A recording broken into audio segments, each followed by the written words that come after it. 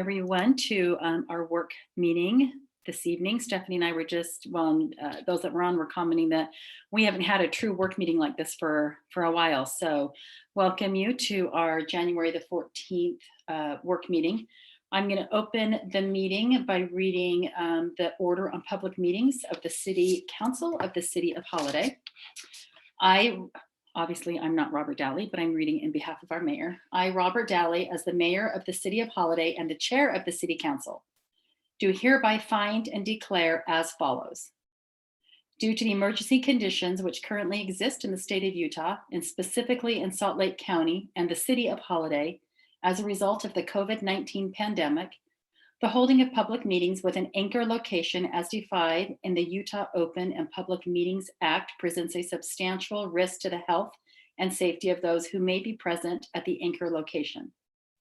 And the risk to those who may be present at an anchor location can be substantially mitigated by holding public meetings of the City Council pursuant to electronic means that allow for public participation via virtual means. And the city has the means and ability to allow virtual participation in the public meetings in accordance with the Utah Open and Public Meetings Act. Now, therefore, based upon the foregoing, for 30 days from the date of this order, meetings of the City Council of the City of Holiday shall be conducted by virtual means with an anchor location. And that was dated January 7th, 2021. And having read that, I am going to give a reminder, since it has been a while that since we have had a true work meeting of the City Council. Just wanted to remind the council, the mayor, staff, and anyone from the public that is tuning into this meeting that this is strictly a meeting for discussion by the City Council, the mayor, and staff, and that we will not be taking any public comment, no comments from the public. So love that the public is tuned in. According to Stephanie, I think we have quite a few that are listening to us tonight. But just know that it is for you to listen to and that we will not be taking comments from the public.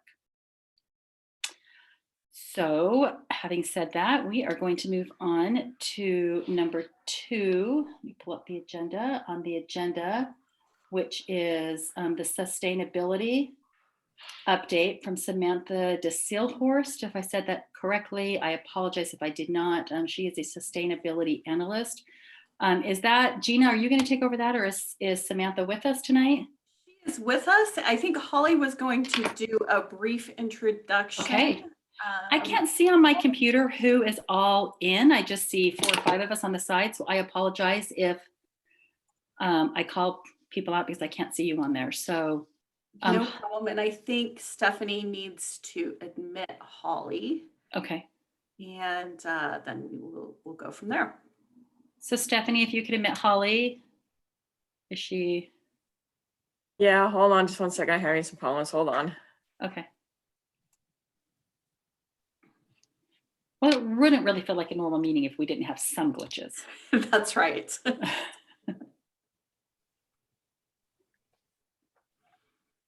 All right. Good evening, everyone. Hi, Holly. Good evening. I'm going to turn this over to you, and if you can introduce Samantha when you're ready for that. Absolutely. So just wanted to remind everyone that Samantha is a shared employee that we have with Cottonwood Heights and Mill Creek.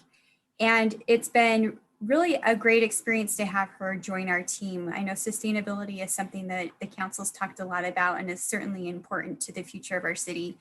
And Samantha's done some great things for us in the short year that she's been helping us. And I think tonight she'll share some great information on some work she's been involved in, both with the HB 411, the Sustainability Action Plan that we're doing in concert with Mill Creek and Cottonwood Heights, and then some study work that she will be coordinating to look at our emissions and baselining that and see if there are opportunities that we could pursue to have better efficiencies in our city, both in terms of our buildings and other facilities and things that we have. I also wanted to compliment Sam. We had this summer installed an EV charger in the village, and she was the one that wrote the grant for that and made all the arrangements. So kudos to her for getting that done so quickly. But I'm just going to really turn the time to her, and she actually has a member with her tonight that will be sharing some information on HB 411. So I'll let her introduce her colleague, and I'll just turn the time to her. Perfect. I don't know if, can you guys hear me? This is Samantha. Yes, Okay, Sam, we can hear you, not see you, but we can hear you. Yeah, so I'm wondering if, I don't have screen sharing capabilities right now, Stephanie. I don't know if you can upgrade me. I'd love to be able to share just some informational slides I have, or Stephanie, if you want to share them, whatever's best for you. Well, right now, let me just share mine real quick till I can Okay, perfect. figure out As why.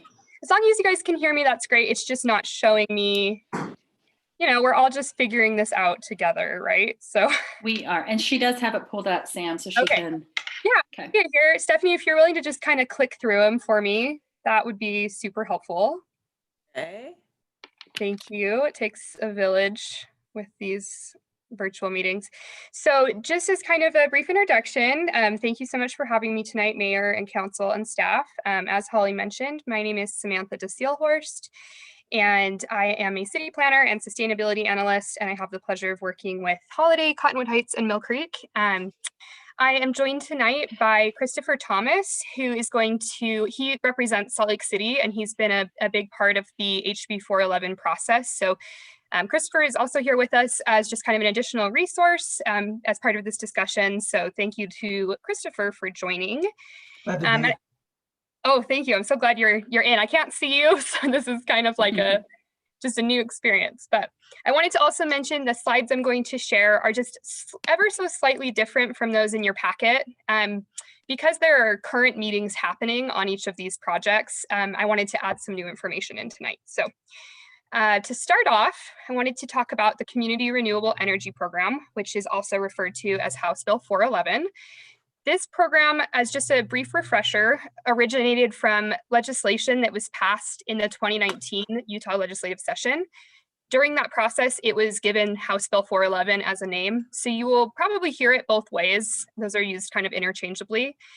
The program really creates a way for communities to achieve net 100% renewable energy by partnering with Rocky Mountain Power. And just a note on the net 100% renewable energy, it's kind of a weird term. This means that participating communities will still be connected to the standard electricity grid, but that our annual consumption would be offset through production of new renewable resources. So I just want to make that distinction because I know that was a question in the past. So as a little refresher on some of the steps we've taken, if you'll move forward, perfect, thank you. The first and most recent step for program participation was to pass a resolution by the end of 2019, aspiring toward net 100% renewable energy by 2030. So as you guys probably remember, for those who were serving at the time, Holiday, Cottonwood Heights, Mill Creek, and 20 other Utah communities completed this resolution step, which makes these communities eligible to continue to participate should they so choose. So I wanted to just show this really boiled down timeline to kind of give you just like a visual picture of where we're at. So we see that the resolution step has been taken care of. And we see that in this series of things that need to happen before we get to the program actually beginning, our next step will be to review something called the governance agreement. If you'll click forward for me, thank you. So the governance agreement really outlines some of the administrative elements of our program. It outlines processes for decisions like voting, cost sharing, and it's kind of interesting because it needs to be a single agreement that all the participating communities sign. So rather than having, say, 23 separate agreements going on, this is a unified program structure that helps keep things running, hopefully in an orderly manner. So the status on this process, staff representatives from each of the eligible communities have been collaborating on a draft of this governance agreement. At this point, legal representation is now reviewing this staff draft in order to obviously analyze it from a legal perspective and also make sure that we are putting out the most representative and effective version of this governance agreement. So for continued participation in the Community Renewable Energy Program, communities should plan to sign the final draft, however that ends up turning out, by July 31st of this year, 2021. There is language in the proposed governance agreement that has a little bit of kind of grace period, has provisions for communities to actually wait until December if they need a little bit more time to kind of look at how things are running or analyze further components of it. But it is important to mention that waiting to that December date does mean communities wouldn't have as much say in program design. So the July 31st date is kind of the anticipated date for those who want to move forward. So I wanted to first talk a little bit about voting. And I also want to mention I can send these slides as a slide deck afterward because I know there's a lot of information on them and we're going through it pretty quick. So the current draft— I think we all have the slides in our packet. So perfect. I did make a few changes to them. Yeah. So I just wanted to also get you the more updated copy, but it should be very similar. So there are two proposed methods for voting in the current draft. We have what we call pre-implementation voting and post-implementation voting. So during pre-implementation voting, as the program is being designed, the draft proposes to use a simple community vote. So each community would get one vote with the option to call for a weighted vote.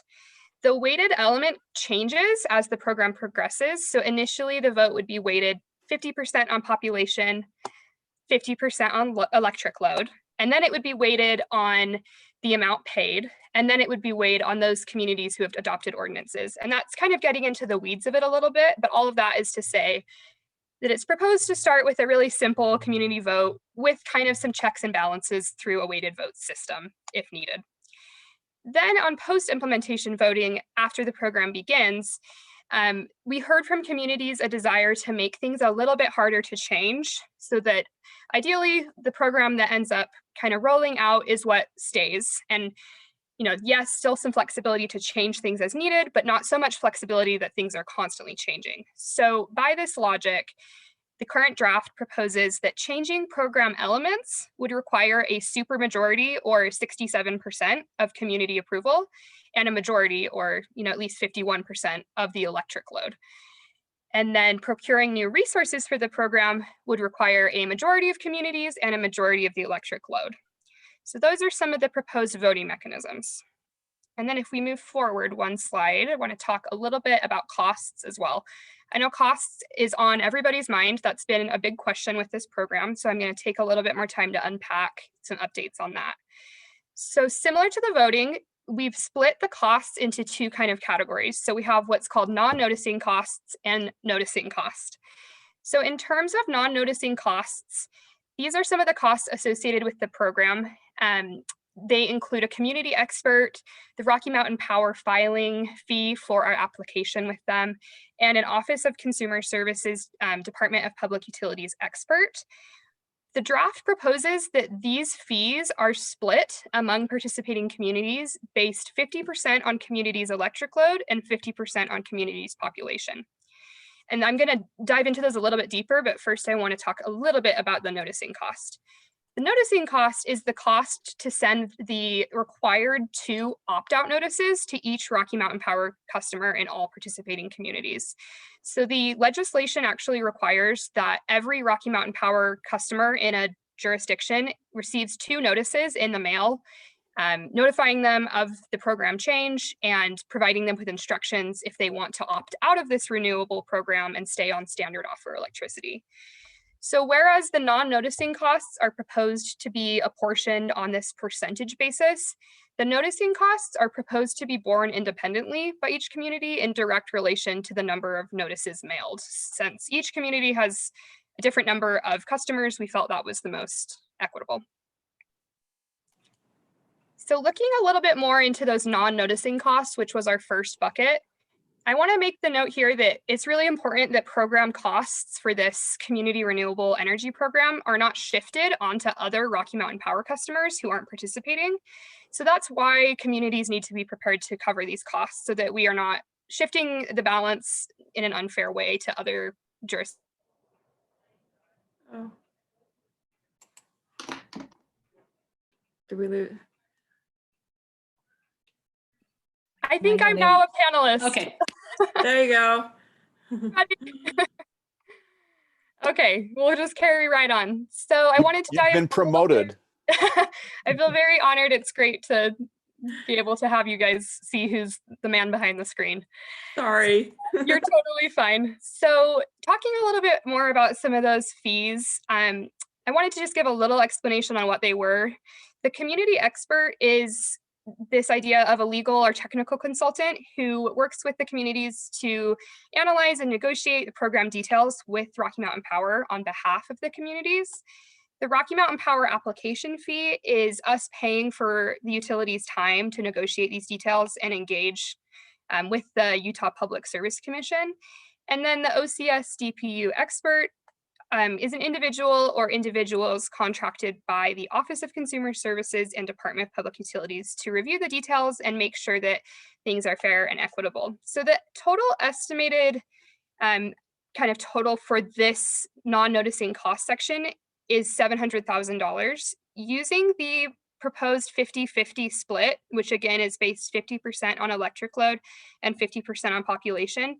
That puts Holiday at just under $19,000 for this cost bucket. So $18,775.45.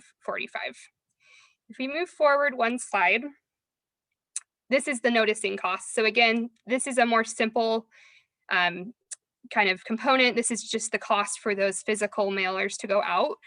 Rocky Mountain Power estimates that we have about 13,000 customers in our Holiday boundary, which would mean our noticing cost would be about $10,000, $10,147.86.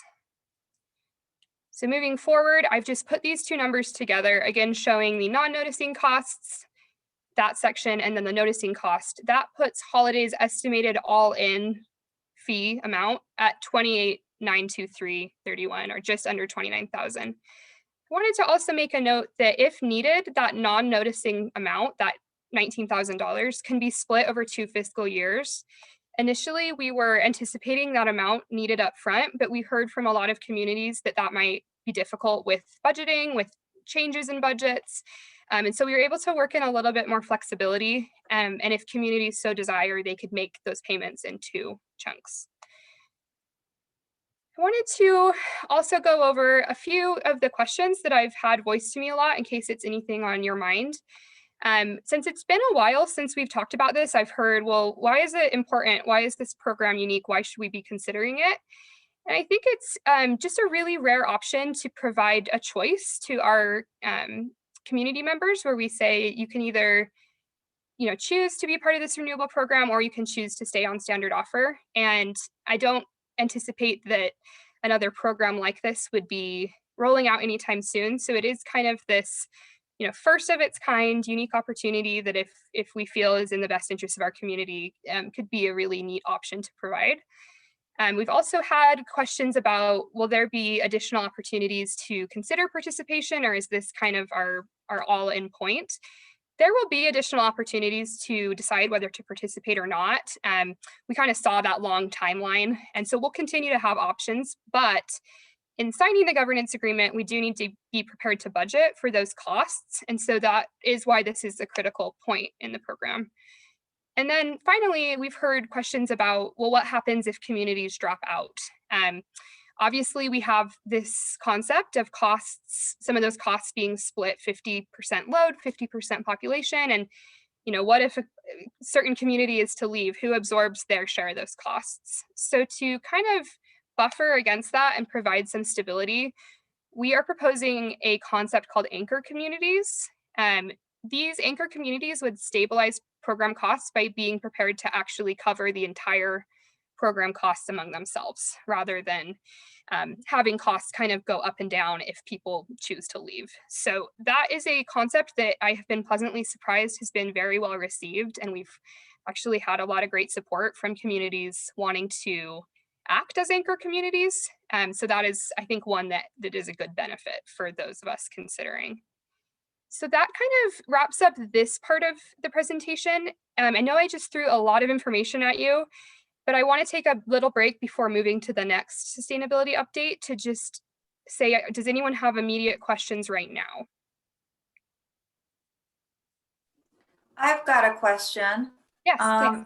If we decide to opt in and we pay our 28,000, whatever, will there be ongoing costs to the city, or is that it? That is it. So once the program, and again, these are estimated costs. We're hoping that if they change, they would go down. We're hoping that we've put in a really kind of high-end estimates. But once the program is up and running, the costs associated with it would be borne by the community members paying those rates. So it would be kind of a self-standing program at that point. Right. And is there any way to predict those future costs to the citizens That's of our city? That's a great question. So as part of the process, I believe it's during the technical agreement process, we can actually put in kind of like a maximum rate increase cap where we say, this is what we're proposing as the maximum increase to rates for customers. And beyond that is not acceptable to us. So we have kind of some control of suggestion there. We don't have exact numbers since it is the first of its kind. But based on other kind of similar programs, we did see what I would consider small rate increases of like around 2%. Again, that number is not specific to this program, but in maybe comparable situations, the rate increases were pretty small. So that's something I can continue to keep you updated on as I find out more. Thank you. Of course. Any other questions from council or mayor or staff? Okay, well, I will just kind of keep rolling on here. So another update I wanted to bring to you was regarding our interlocal sustainability action plan. We can move forward one. Thank you. So as just a little refresher, after we signed an interlocal agreement with Cottonwood Heights and Mill Creek to collaborate on sustainability projects, we felt like it was important to kind of put together a plan or a roadmap for what our priorities would be so that we could coordinate our efforts as a Tri-City region and make sure we're the most effective we can be. So through meetings with staff from each city and some great community partners, we've prepared a draft of this plan. Thank you. The plan divides sustainability priorities from the 3 cities that we kind of received from your great staff into 5 sections. So we'll have a section that covers waste management, a section that covers energy, a section that covers transportation, landscaping, and development. We've really tried to write specific goals for these sections while still incorporating a lot of flexibility, because although we have a lot of similarities between the 3 cities, there are going to be differences and differences in priority, and we wanted to be flexible with that. So just as kind of an update so that you have some context when it does come back to you, we're working through some final rounds of staff feedback right now, and then we're going to bring this plan for council review and input. But I just wanted to kind of have you have it in the back of your mind so that you're prepared when you see it next. Thank you. And then my final topic of the evening will be talking about our grant updates. So we received some funding through UCARE. Will you move forward one? Perfect. So UCARE is the Utah Clean Air Partnership. And as we were kind of working on this draft of the Sustainability Action Plan, we realized the importance of understanding existing conditions so that we could make the most effective recommendations for what our priorities might be. So using funding through the Utah Clean Air Partnership Grant, we will be conducting some emissions baselining for city operations in the Tri-City area. So we will be collaborating with some industry experts on this work. It's a pretty big, but very, very exciting project. And we are looking forward to partnerships with some local groups such as Utah Clean Energy, Utah Clean Cities, and Salt Lake Community College Energy Institute.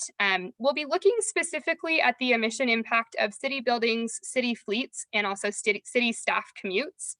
And we will be quantifying these emissions in terms of carbon dioxide, nitrogen oxides, and particulate matter, which are 3 important emissions for the broad sustainability picture. This baselining project will really just be kind of for the sake of information so that we can understand better where efforts are maybe most needed and help us make decisions moving forward. So the initial step for this project will be this exciting opportunity to work with students in SLIC's Energy Institute Students enrolled in the energy management course will be using our utility data and our building system information to look at the emission impact of our city halls. So I will be coordinating some building tours for these students in small groups to come and see some of the facilities and systems firsthand. So that's where we're at right now. And that brings me to the end of these updates. I just wanted to put my information up here in case any of you have additional questions or want to reach out. I wish that I was able to be with you all more. It's always such a treat to see you even virtually, and I'm happy to take questions if that is consistent with your agenda, or feel free to reach out. Thank you, Samantha. Are there any questions for Samantha from staff or from council, Mayor? No, nothing for me. Thank you. I appreciate it. Okay, absolutely. Thank you, Samantha. We really appreciate the time you've spent into this. We're very lucky to have you on board and grateful to share you with a couple of our neighboring cities. So thank you. Yes, thank you. I'll continue to update you guys as things move forward, and just feel free to reach out. But Okay. Thank you for having me here. Perfect. Thank you. And we'll be looking forward to that other updated one that will be coming soon. Welcome, Paula Matt. Glad you joined us. Sorry, I think there was a confusion in the time we were starting tonight. So, well, I had a work-related meeting that I couldn't leave, so sorry I'm late. Okay. Nope, you're perfectly good. We're just thrilled to have you both here with us tonight. We're a full council and with the mayor. So we are just going to move on. I think Holly is still on. So Holly, I think item number 3 is the Holiday at 20 process update. So I'm going to turn this one over to you. Is Holly still on, Stephanie? She is. I just promoted her a panelist, so I don't know where she went. There she is. There she is. Holly, are you on? Yay. Hi, Okay. Holly. Okay, thank you so much. I wanted to have the opportunity, I appreciate the time I have on the agenda tonight, to walk through some of the upcoming pieces that will kind of frame out our discussion about the potential property tax increase. So 4 things I wanted to cover, looking at the timeline. So I just want to walk through kind of what the next 8 months is going to look like. And then I want to show you our public information and engagement plan.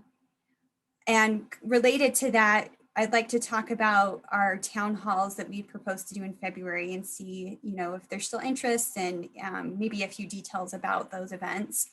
And then lastly, I want to walk through some resources that are available. So I know Mayor Dally had some questions last meeting about the website, and I have set up a shared folder. So I just want to talk through like what we have available and other things that we can develop for you as you start to engage your constituents. So Stephanie, can I share my screen? Yes, hopefully, fingers crossed, yes. Okay, so I am gonna hop over to our timeline and we'll kind of talk through this. So this is just a simple graphic that shows really high level what the next 8 months is gonna look like. So starting in January, we had our kickoff, and our next step is gonna be kind of a share and listen stage. So this is an opportunity for us to start to talk to residents about all the work that's been done over the last 2 years. So this is really trying to make sure everybody has the information and data that our citizen advisory group delved into, and then as well as their recommendation, and kind of building from there, starting the conversations on, trying to understand what those trade-offs and preferences and priorities really are, so that you get the information you need to, start to put together a proposal. So once we have those share and listen events, and those are really going to be focused on the town hall format, we'll talk a little bit more about those details in just a few minutes. So after that share and listen, moving into March, we'll be bringing in, hopefully information and feedback from our residents, and re-looking at the model and some of the data to start to allow the council to start to put together a proposal that you're comfortable with. And that proposal, if this process works well, will be shared in April with the public. So you could go, get a preliminary proposal together of what you think would work well and take that back out to your constituents for feedback. At this point in the share and listen, we're hoping we can be in person, but we're prepared to still stay virtual. So know that any of these events we can pivot. It's not ideal, but I think in the current environment, we kind of have to work with what we've got. So maybe in April, if we have good weather even, we could do something outside. Also wanted to point out, we still have Y2 Analytics on contract for a third survey. So if you find as you're talking to people, there's a lot of questions or a few questions that we really need to get out to the greater community, we can put together a survey and push that out in April. But the hope is we would have some kind of revised proposal that the council's comfortable with that Gina could use to start to put together that draft budget for next fiscal year. So as you know, usually that draft proposal, draft budget is brought to you in May, and we would keep the dialogue going with residents as that becomes more refined. So moving into June, we would have our typical budget hearings and opportunities to keep getting more public feedback. And depending on what's approved, if there is indeed a property tax increase, that would queue up the truth in taxation process. And what we've found and learned from other communities is that there's a real strong interest in property tax increase when people start to receive their property tax notices. And that's about 6 weeks out from a potential truth in taxation hearing. So we're planning to do an information push in July that would basically review everything again in a more condensed timeline. We would be able hopefully to do an in-person event, maybe an open house or something at that time. And that would really just queue up the actual truth and taxation public hearing that would be scheduled in August. And just as review, we don't set the hearing. The county actually gives us our date. So we don't know exactly when that date would occur, but it would be a meeting exclusively, and the only agenda item would be the potential property tax increase. Any questions about this timeline or concerns at a high level? I just have a question about the budget, because we usually start doing our budget discussions in May. We adopt that. We would still be required to adopt our tentative budget in June. Correct. Correct. So would that budget that we are adopting include the property tax or not? Gina, my understanding is it would. Is that correct? I don't know if Gina's still on the line. I guess my only concern with that is then it gives the appearance that we have already made the decision. Right. And I think that when the truth in taxation happens in August, depending We on will the already have outcome, decided on that. you can make a budget amendment too. Okay. Okay. Adjust the budget. So I was gonna say, it is just a tentative budget. right. Just as Okay. long as the public understands that. Sorry, All right. Holly, Gina just had to step away just for a few minutes. Oh, okay. Thank you, Stephanie. But it's okay, Stephanie. It's fine. I can ask those questions later. All right, so then moving to our public information and engagement plan, this is kind of like a little meat that backs up the timeline that we just reviewed. And I know we all have concerns in this current virtual environment about having genuine connections with residents. And that's really the main reason why we delayed this process from last year. And unfortunately, we're still in this situation where the opportunities we have are still virtual. So I wanted to just kind of frame this process with some of the goals and measurements of plan success that we had really early on, like 2 years ago when we started this journey. And I think these still hold true in our current environment and will be good checks and balances to make sure that as we look at the goals and especially the measurements of plan success, if we can answer these even with some of our virtual offerings, I think that can give us some assurance that we are still reaching people. So I did some quick analytics of even the pieces we've done with our kickoff so far. And we've had 197 views of our various video series across the different videos we put out, which is great. We've had 99 unique visitors visit the project website in the last 2 weeks. And we've reached about 350 plus through our social media postings. So people are seeing this, and I'm hoping the momentum keeps building, but we will keep track of those analytics to make sure that we are reaching people. And then we'll be able to track that too with some of our more interactive virtual offerings as well. So moving through this plan, it kind of goes month by month and just outlines what the council will potentially be focusing on and then what the project staff team will be doing kind of behind the scenes. And this is all dynamic. Similar to what we did with the citizen advisory group, the process is kind of going to self-inform. So depending on what your needs are, as you start to talk to constituents, we can make adjustments. If we find we need to have different kinds of opportunities or more opportunities to talk to people, we can make adjustments to this. This is just kind of a starting point. But as we get started, January is kind of our kickoff prep period. We are going to be queuing up hopefully some town hall meetings. So one thing I wanted to get some feedback tonight, when we talked about the town halls, 6 months ago, there was a thought that maybe we divide the districts so that we're not having 5 different meetings, but maybe try to couple them together. So just as a suggestion, staff was hoping to see if this would work. So we would have 3 different town halls. Districts 1 and 2 would be in one meeting, and districts 3 and 4 would be in another, and then district 5 would be in its own. And then Mayor Daly, if you'd be willing to join Councilman Gibbons at the district 5, we would be able to have 2 council members at each event. And there's a really nice quiet week, the week of February 8th, where we don't have planning commission and city council. So that would maybe be a good opportunity to schedule those town hall meetings.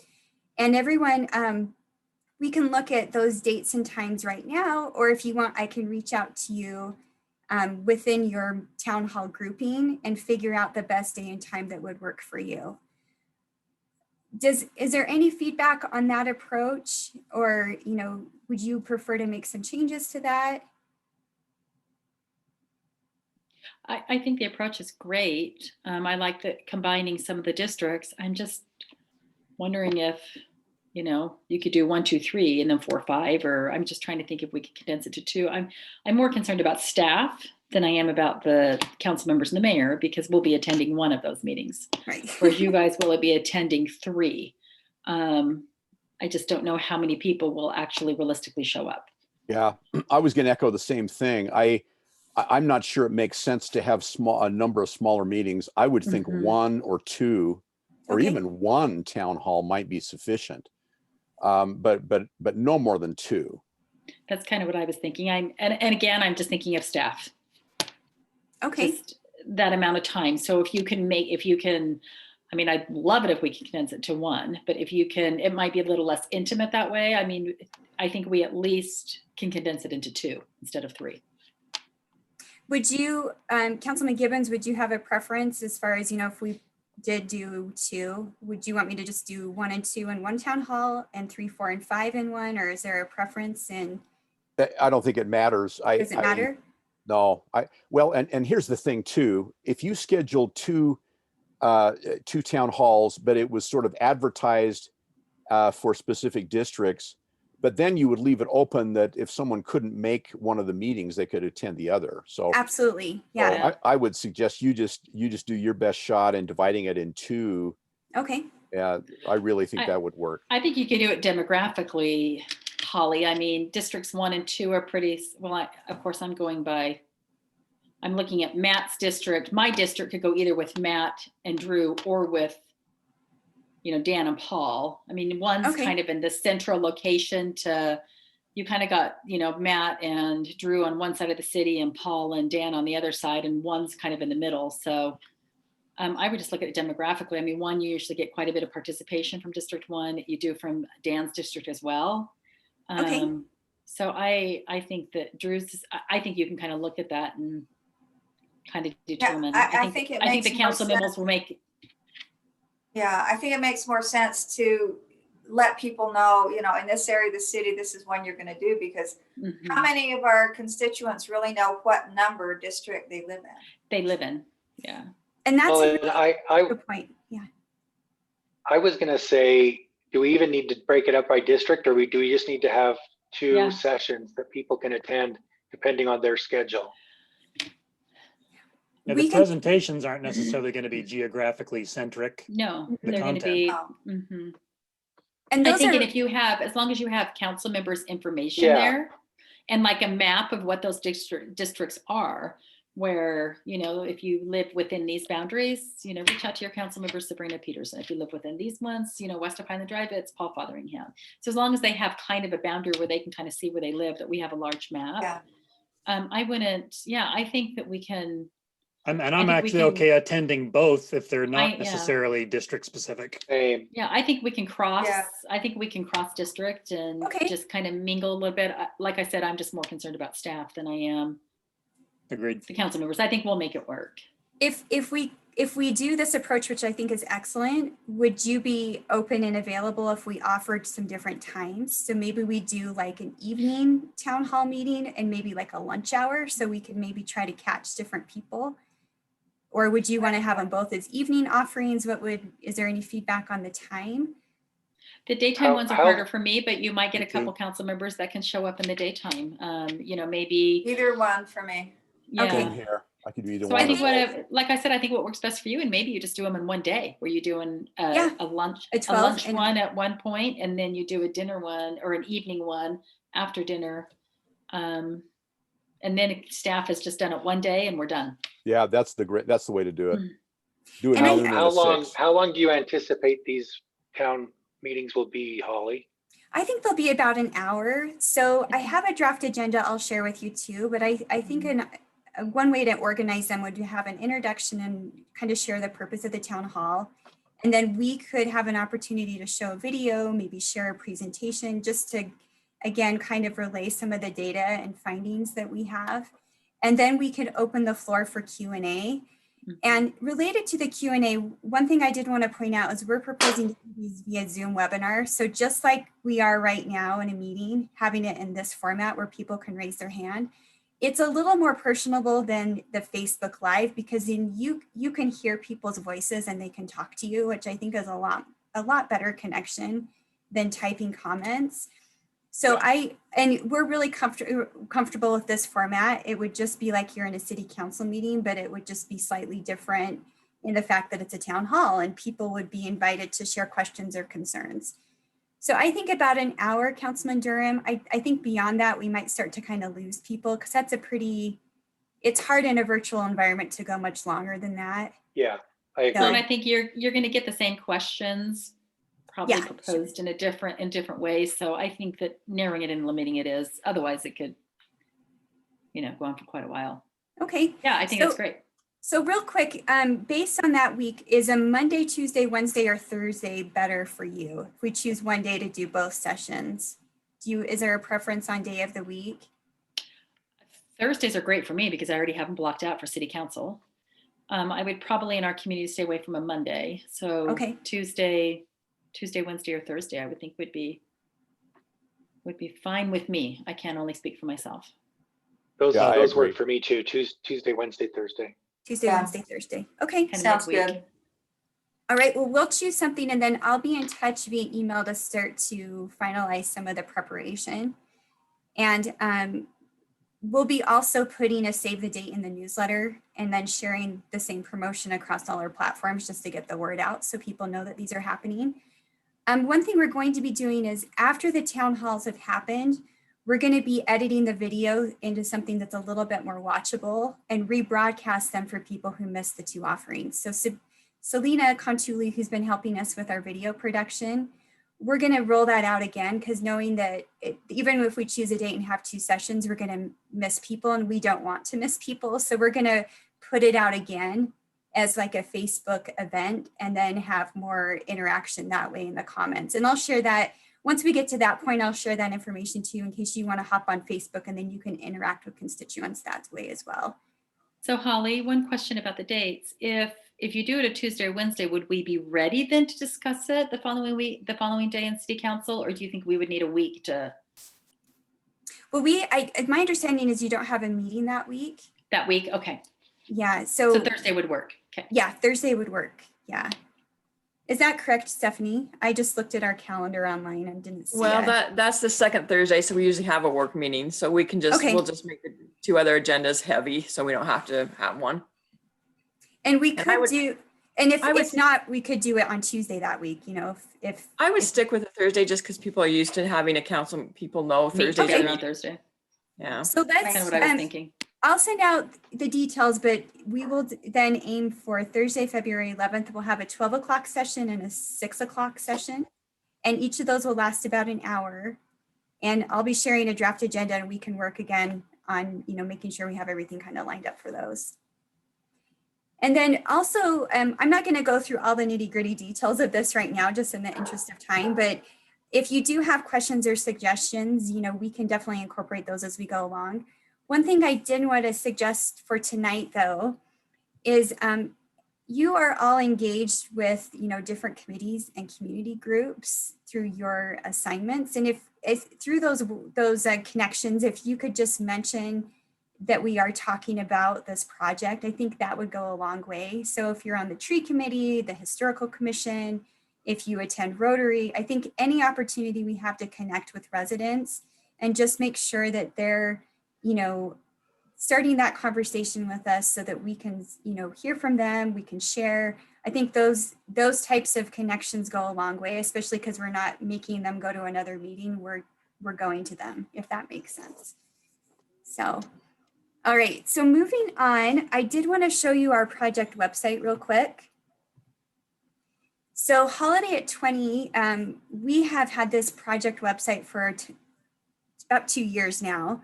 When the Citizen Advisory Group started their process, we launched it. And we've just been building kind of the pieces as we move along through implementation and consideration of some of these tools. So this is holiday20.com. There's a link on the city website that has a logo that says property tax that you can link directly to the property tax page on this site, which brings you here. And right now we just have the introduction we've been featuring for the kickoff, as well as links to the videos, because that's kind of setting the table for the conversation, as we start to kind of talk to people about the details and move through this process. Hey, Holly. Yeah, go ahead, please. We're not seeing what you're seeing. Oh, you're not? Oh, let me try again. My apologies, that's very odd. Okay. I thought it was just me, Stephanie. Okay. And here I'm like just thinking you're seeing everything. Can you see this now? Yes. Yes. Yeah, that's a business survey. Okay, that's really odd because I am seeing something different on my screen. Okay, that's very odd. Let me try again. Okay. Technology is not our friend tonight. All right, Sabrina, do you see yourself? There we go. Unfortunately, yes, I do. No, you look great in those videos. So, sorry, this is our holiday20.com project website. And so all of the information that the Citizen Advisory Group, their process, their work is found on this tab. And then if you click on property tax, this is the information, the page that we'll be working from for this process.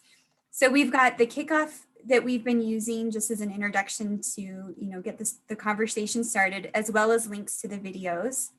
And there's this video that's featured is all of the videos in one. It's like a super video, but there are links to the individual videos if you want to direct constituents if they have specific questions about different pieces.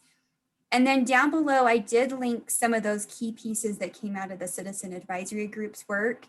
So you've got the 2 surveys, as well as their brochure, the tax fact sheet, and then their recommendation report. So if you need to reference any of that, it's all right there on the website. And not that this is, these questions may have come up, but the stormwater information, the process we just went through this fall, is also on this website. So if there are folks that have questions about that, all of that info is on there as well for you to access. And then I'll just click on the Holiday 20 so you can see this just explains like that whole effort that we started. I mean, it seems crazy, but it's been now almost 3 years ago. But just so that people kind of understand the background and the level of effort that's gone into this and the data as we start to talk a little bit more about your process and property tax. So that's the website. And then I'm going to be sending you a shared folder that's on our city server in the cloud that has some other resources as well as the ones I just showed you. So if you have questions from constituents, you can go to that folder too and find that information. And in that folder, I've also placed the timeline and the public information and engagement plan, and those will be updated as we move through the process. If you find you need other pieces that aren't there, please let Gina or I know, and we will work to get resources or answers to questions that you may be receiving. We're also happy to meet one-on-one with you. So if you'd like to meet in the next month and go through any of these details, we're more than happy to do that, especially the model that we use with Lewis and Young. That's something that, because it's a model, it's not something we can just capture in a static document and share, but we can show you kind of the background of how that's structured, just so you understand as you're weighing some of these decisions, how it interplays with our current budget situation, and then all those unfunded needs that are out there. We've heard, and this is something we've heard from the Citizen Advisory Group, and I even saw a question from a resident that they posted on one of our videos. We will need to create, once we have like a proposal and the budget's kind of in process, something that shows the projects that are being funded potentially with this new property tax increase. So it's kind of like the pro forma that we created for the stormwater, where we can really show more of those details. But I think since we're still kind of in the preliminary stage of your proposal, we don't have that detail yet to give. It's all in the model. But that's something I think we will produce in the next couple of months. And then lastly, I just want to mention, if you hear questions from folks, we're developing an FAQ, and we want to make sure we're addressing all those topics thoroughly. So if you're hearing things, feel free to email me and I'll make sure that's something we add to that list. We certainly want to make sure, we know there's going to be concerns and questions, and we want to make sure we're doing the best job we can at addressing those. So that's kind of the process in a nutshell. Are there any questions or suggestions or other things that we need to cover? I don't think there's other things for me. I know for me it would, and I'll see when you send the folder you were referring to, but for me, a list of links where I can get the different, just where I can just immediately share that link with emails I received from constituents, just if it's, just a simple share link, include it in the email to them, or something where they don't have to go find so much of this. And so I don't know if it's easy for you to do kind of a list of, links in those, but it's fantastic, Holly. I so appreciate the time and effort and energy you've put into this. It's, as much as I don't like seeing myself on film, Eric found those links to the videos and watched them. They popped up on Facebook or something, and give Selena a big shout out. They're really well done, really well done. And there's this whole Holiday at 20 website is just phenomenal. It's fantastic. Yeah, it is. Presentation and it's user friendly. Yeah, and the links to more detailed information if you want it. It's just really professionally done. It's just great. Yeah, it is. Thank you. Thank you. That's very kind. Any other questions or comments for Holly? Okay. Okay. I guess that so means, much. Yeah. Good job. Thank you. Pass my thanks on to everybody involved, please. Absolutely. Thanks. Okay, we are moving right along. It looks like item number 4 is our budget update. So you're in the hot seat now, Gina. All right. So I wanted to give you all an update on how we ended up spending $1.8 million that the city received from Salt Lake County for CARES Act spending. And so you should have a spreadsheet in your packet. I'm not going to try and share it this evening on screen, just given where we've been, but hopefully you can flip to that sheet in your packet. It looks like it's on page 22, just for a quick reference for. Okay, so we have spent all of the funding that we have received, and that is divided into 4 categories. And this is consistent with how other cities have reported as well. The majority of our costs were spent in what the county categorized as emergency medical care. And those were costs that were associated with both UFA and UPD first responder services.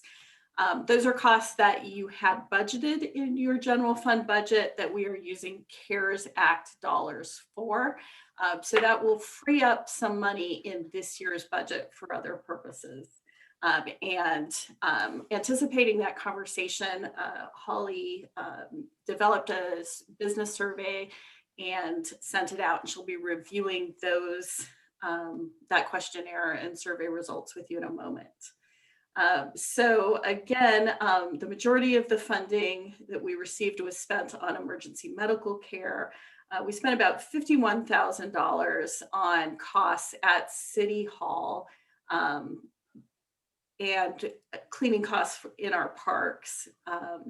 We spent another $100,000 on public health compliance measures, and that includes costs that we incurred in the spring when we had our staff stagger shifts and we didn't have the ability to work remotely, as well as some public engagement costs, costs for providing our community concerts via live stream, and some of the adaptations that the Arts Council went through to produce those community concerts, and then about $50,000 on equipment.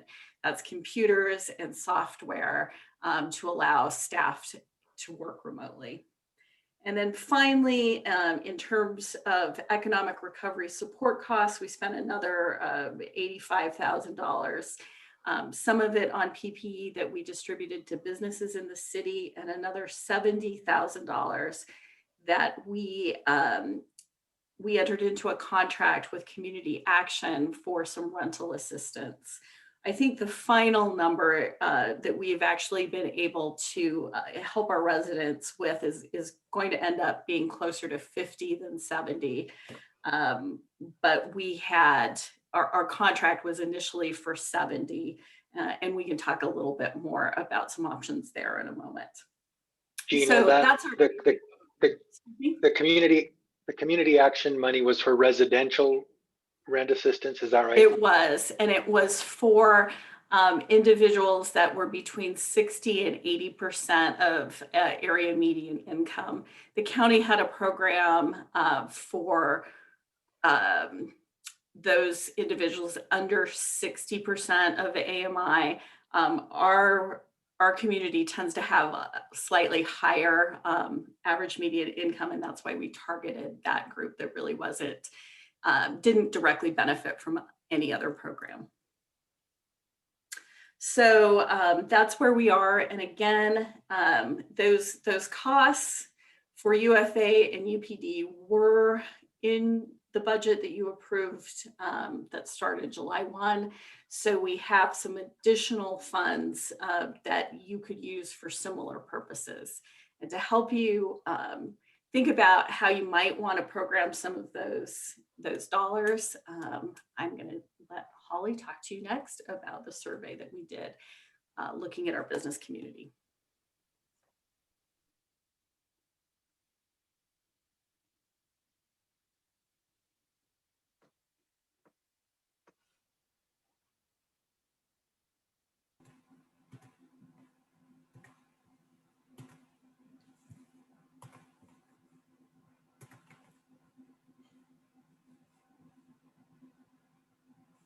All right. So as Gina said, we did a second survey with our business community to try to understand the impacts they're still dealing with as a result of the pandemic. And we shared some survey results with you back in July. So that was the first time that we reached out, and this is our second survey. And we had a great response to this survey. So we ran it basically mid-December through the first week of January, and we had 95 businesses respond.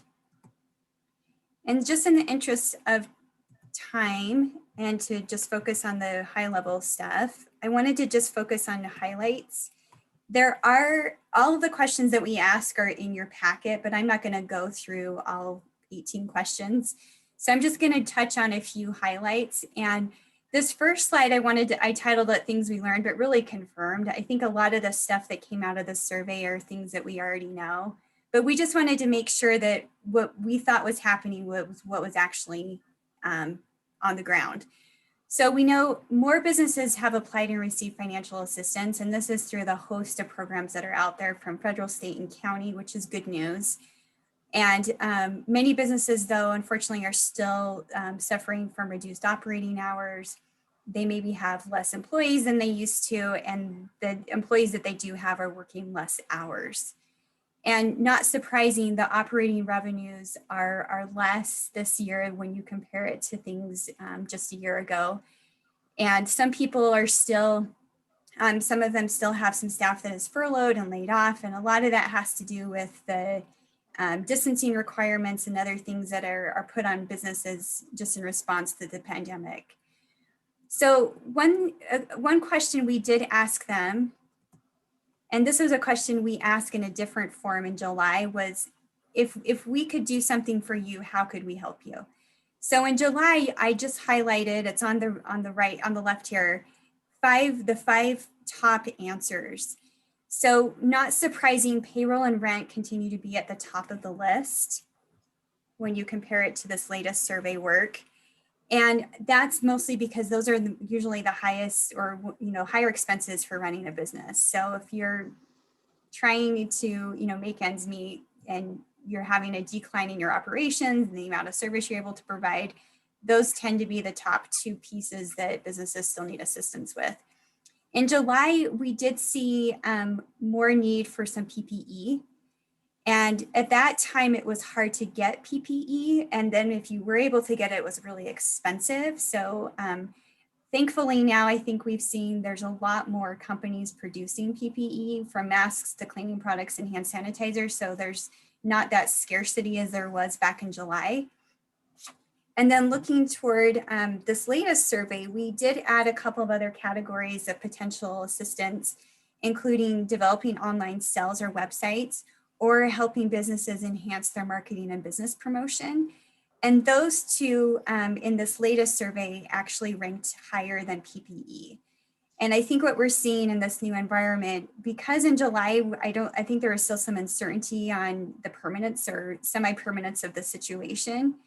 Now that we're 9-10 months into this, I think people have made some pretty strong pivots to try to enhance their online sales or restructure their business so that they're successful under these new parameters.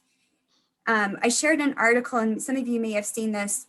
One thing that's kind of coming out of the pandemic too is that customers like these new offerings and they want them to stay. So they like the touchless, they like the contactless grocery pickup. So a lot of, I think, the things that are being offered as a result of the pandemic will maybe be things that'll stick around in the long term as well. So one more slide I wanted to just quickly share. So this is showing that same question, only on the left, it's filtered by our hardest hit sectors. So these are the restaurants, the personal services, so like our salons and spas, our doggy daycares, child daycare, those businesses that they have in-person clients, and for one reason or another, because of the pandemic, they're not able to repackage their services. They're kind of more face-to-face things that you really can't offer on an online setting. So their trends are similar. They do have more PPE needs than maybe some of the other sectors in town. But you'll see too that their marketing and business promotion is also very high ranked. So I just wanted you to see comparatively, because we know that our restaurants and other businesses in town that, again, can't completely switch their model are still struggling in different ways. So those were just the highlights I wanted to touch on, unless there's questions about anything else. But hopefully that information will help you as you make your decisions tonight on potential assistance programs.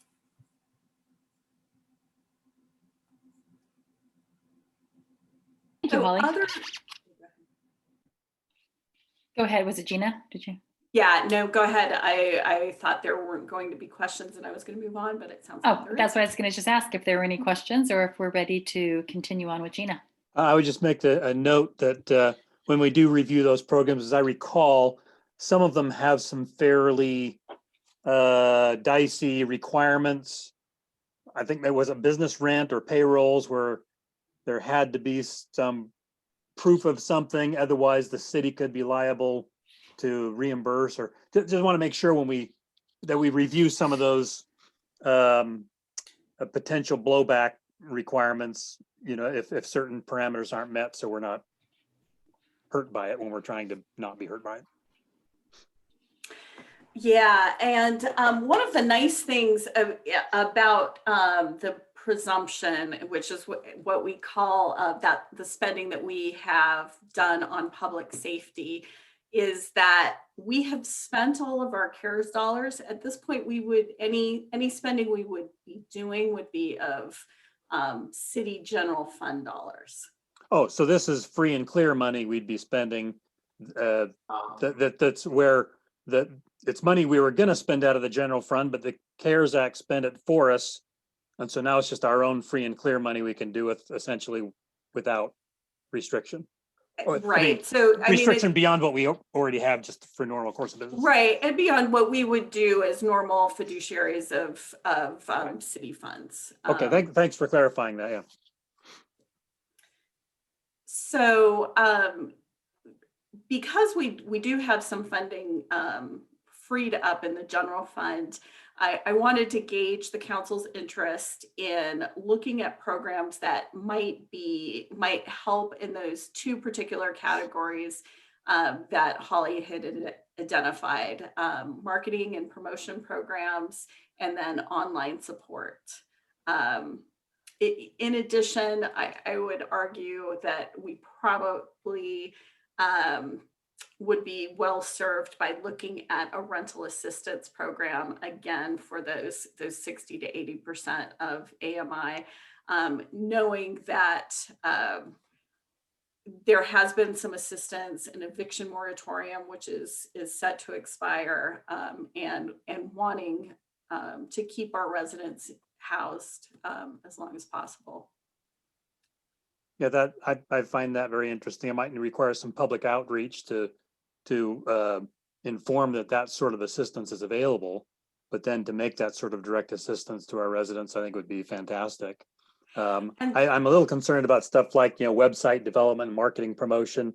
I mean, marketing promotion is one thing, but like we don't have expertise in website development, so I'm not sure what we do there unless we're talking about, grants for them to then go get their own website development with a website development company. But so yeah. And as staff, that's kind of the option that we've talked about, is designing some sort of grant program. And if this is the direction the council would like to go, would probably spend the next week or two figuring out where we would target that assistance, what a program would look like, and what sort of staff support we might need, and then bring that back to you in the form of a budget amendment to approve. Sounds good to me. Any other? I think it's pretty hard to, it's kind of a flip side. You put the money into developing or encouraging people to shop in and dine in our local restaurants. And when we have families that might not have rent, that aren't going to be able to, to pay for that. So I'd kind of lean towards those sorts of programs that can be a little bit more closed loop in terms of being able to deliver something and deliver some assistance, as opposed to the grants that require a lot of follow-up and how did you spend the money, and was it spent in accordance with the grant sort of rules or objectives, where there's a lot of overhead to administer the aid. That just makes me a little nervous.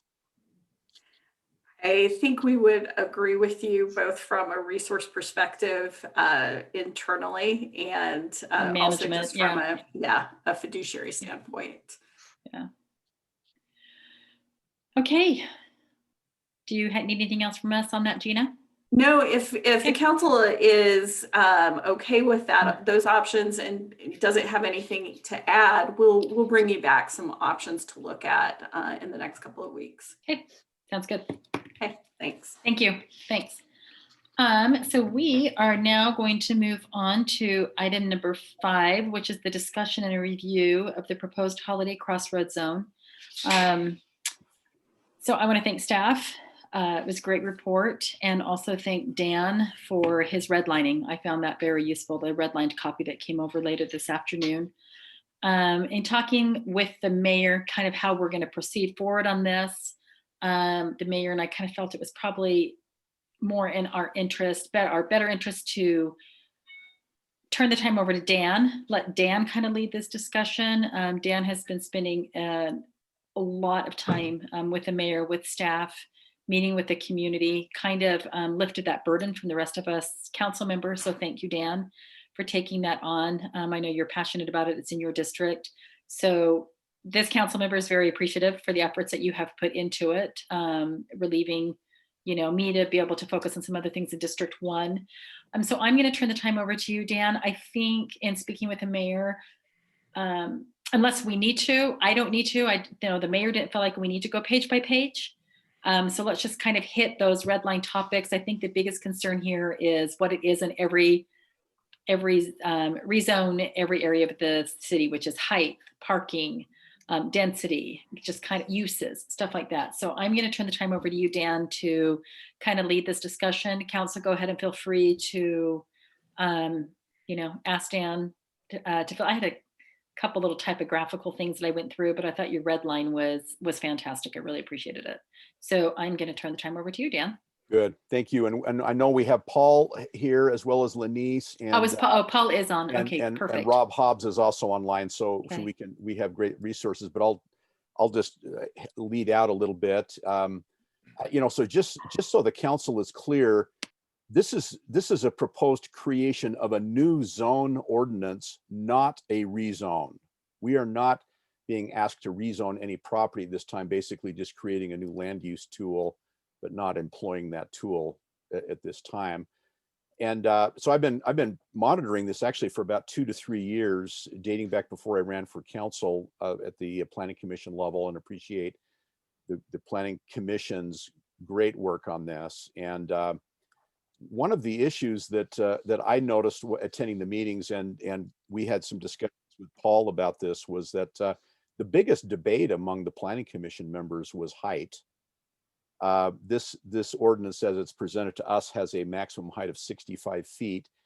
There was dispute on that at the commission level, but they ultimately decided unanimously just to go big and sort of kick the decision up to us. So I know that there are actually several residents who are very, very opposed to even doing anything. They like the status quo, but I think the overwhelming majority of citizens, including myself, I like this. As long as it can make life better for the residents, I'm in favor of it, because it's a boon to our city. It creates a gateway. As long as it's done right, I think this is a great thing. So I would like to focus on 2 big issues and then just maybe comment on some small issues. Since you all have my red line, actually, let me try and share my screen for just the portion of paragraph A, which is the lot, yard, and bulk regulation development standards. Let me just see if I can do that. Hang on a second.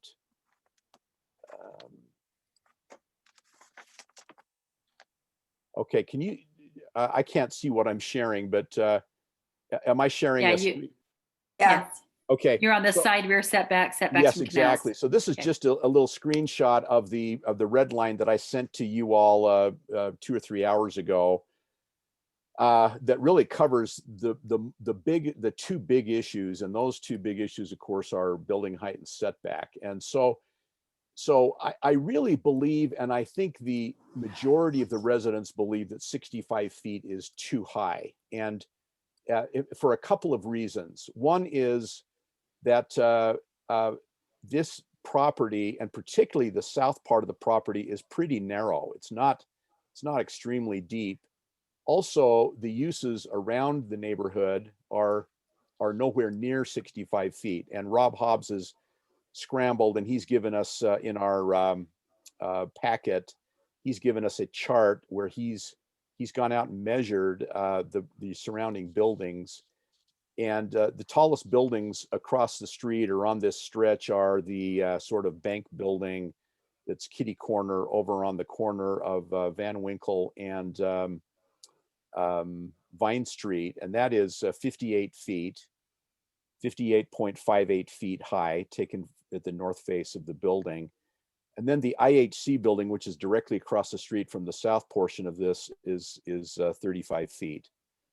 Actually, excuse me, 38.5 feet. And so my suggestion was in in a conversation I had yesterday with the mayor and Paul and Rob and Lenice, was that we mirror those heights, and we permit on we have a different standard for height south of 6200 south and north of 6200 south.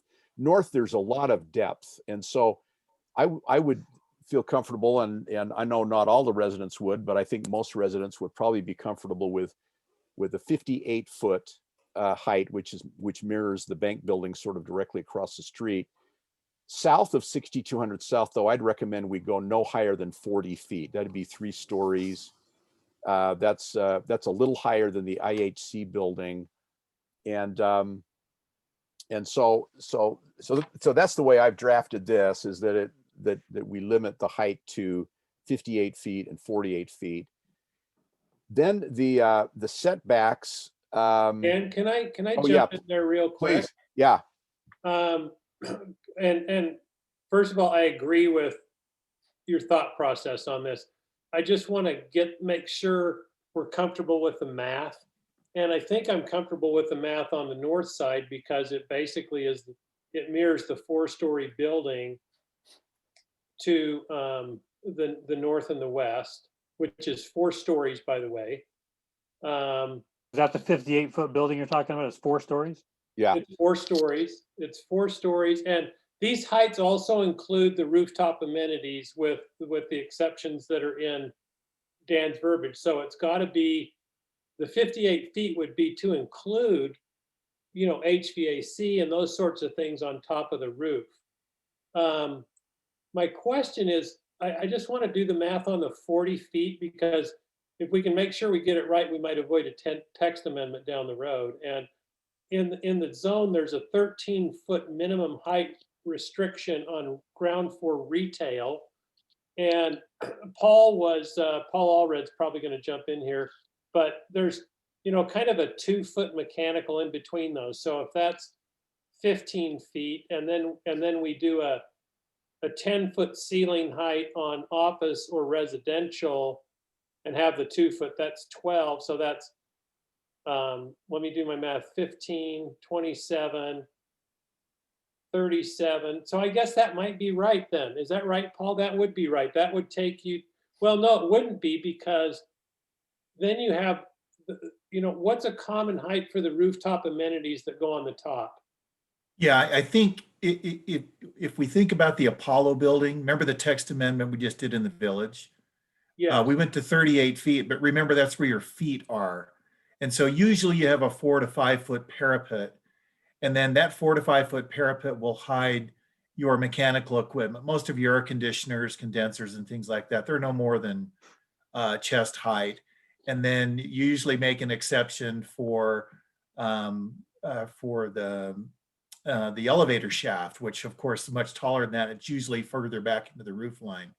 So I think the real concern you might have here is that what you have in the village, you say 38 feet, but it's actually much taller than that because of the parapet and the stuff behind it.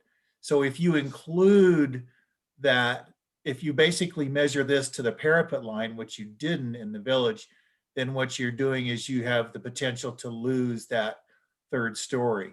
And so I think at this location, 3 stories, if you're going to go with a shorter building on the south side at 6200, kind of at the gateway, might want to make an allowance or to just treat it like we've measured other buildings, which is to the roof line, the ceiling of that unit below, and not count the rooftop equipment, because that can get confusing.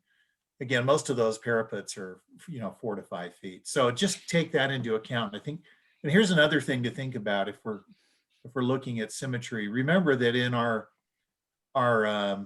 country estates area, the Walker Lane area down in there, we allow homes on a 1-acre lot at 40 feet. So our height allowance for a single family home, not far from here, just east a little bit, would be the same height as a commercial building at our gateway. I think, from my perspective as staff, I would think that's probably a little bit, that's a little bit restrictive if you can build a single family home that tall, which isn't a commercial use. So you might want to give a few feet in there, tweak that a little bit, or just count it to where you're standing instead of including the rooftop stuff, which can be, 4 to 6 feet.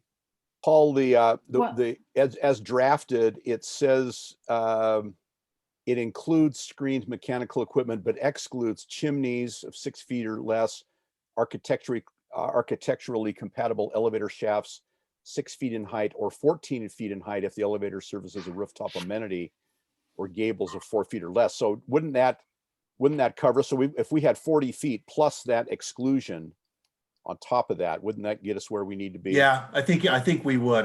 We think we want to make sure that we're careful that, that the 40 feet does not capture also what's behind the parapet. It really needs to be, if you think about it, if you're standing on the roof, looking over the parapet, where your feet are should be at that 40 so that you can have the rooftop equipment. I just want to make sure that we don't Right. make it artificially difficult. I mean, that's the whole reason that you had the text amendment in the village for that additional 3 feet. It really made the difference between being able to get retail plus 2 full floors of residential above it. And I think Yeah. that's probably justified here. So I don't want to beat a dead horse here, but just so I make sure I understand this, if you're standing on the roof of what's approved, then if the mechanical goes up another 5 feet, if the HVAC systems go up another 5 feet, the roof line needs to be at 35 feet based on this language. Is that right?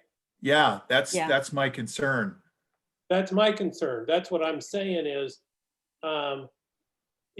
if they can do everything they need to do in 35 feet, that's great. But when we're requiring them to have a 13-foot retail floor, Right. and then you've got 2 feet of gap in between there, that's 15 feet. And then if you go, typically now they want higher ceilings in these offices and residences. So if you go another 10 feet, that's 25, 27, 37. And then that's what all I'm saying is, if the way this language reads, if you want to allow them to have 3 functional stories, it probably should be 45 feet. Yeah. Yeah. Yeah, and I had a question about the and Paul, you brought it up a second ago, the elevator shaft, and we spent a lot of time discussing these elevator shafts within the village zone. Yeah. I have no problem with it being, if my concern is you have a 14-foot elevator shaft, and I know from talking to Chris, his name's just Ensign. Chris Ensign, and maybe it wasn't Chris, I thought it was. Yeah, That it was. ideally they like to put the elevator shafts not in the center of the building, right? Or was it I thought it was on the edge, like on the edge of the building. That was one of my concerns, is putting this 14. It can be, Sabrina, it's a good question, depending on the layout and the Like, I would use. not want to give that 40 or 45 feet, plus then have a 14-foot elevator shaft on it that's on the perimeter of the building. In the middle of the building, it's going to be fine. It's kind of tucked away. But I would not want to see that on the perimeter of the building. I would want that elevator shaft, if they do have an architectural or a rooftop amenity where the shaft has to be that much higher in order to get the people up to the rooftop, I would want it called out that it has to be in the center. I would not want that on the edge. Or moved of the away building. from the edge at least. Yeah, at 20 feet away, or Yeah. something. Yeah. Or move to the street side rather than the back side. Well, the street side, you're going to see it even more if the buildings That's are true. up against the street. Yeah, I would that's want true. it on the back side, so it's on the parking lot side. Yeah. So it Yeah. either needs to be on the parking lot side or in the center, Yeah. I mean, but it Yeah. can't be, or you could just fix that by saying it has to be 20 feet in or whatever from, each wall, so that it can't be. But I mean, those elevator shafts, if you've ever seen them on the edge of a building, it looks like a big tower. It looks like a big smokestack Yeah. or something. They're Yeah. quite unsightly, I think.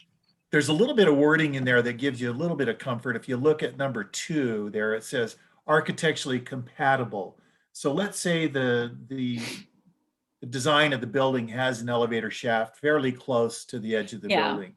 If it's architecturally treated, now remember, these elevator shafts as a percentage of the whole roof area are fairly small. But if it's treated with the same architectural materials, that's one way of minimizing the negative impact. It is, but it's still 14 feet right there. Yeah. I mean, 14 feet is, even when you're looking up at the top of a 40-foot building, it's 14 it's feet's kind a of whole what your nother eyes, story. yeah, it's what your eyes are drawn to. It really does create kind of just like this big, huge stick up on top. So Yeah. I would still, and architecturally compatible is, what is architecturally compatible? Does that mean it's stucco and you throw some stucco on it, it's architecturally compatible because the building has some stucco? So I just would like to see that narrowed down a little bit. That gave me a little bit of Okay. trouble. Yeah, I think we may have, we can probably look at what we did with the HV, the text amendment, and just mimic that language. Yeah, I mean, because I'm fine with that if, Could you know, cover it. architecturally compatible, 6 feet in height, or 14 for rooftop amenity. Yeah, But I think Long we as need to it's call hidden by out the where in the building it is. okay. And I agree with the mayor, and I agree with Paul on the 40 feet. I think that in order to give them, I really don't want to have to come back and revisit this in the future. I think Yeah. the architectural feature, you know, is, Yeah, I'm basing my comments off the assumption that Dan is Yeah. going to be okay with 4 stories on the north and 3 stories Yeah, on the south. Yeah, that's exactly right. So we make this 45 feet Yeah. for the south, and leave the exclusion North it, language mhm. the way it is. I think we're good. I think we're How good. did we get the math between 40 feet and 58 feet and 3 stories and 4 stories? That makes one of the stories 18 feet.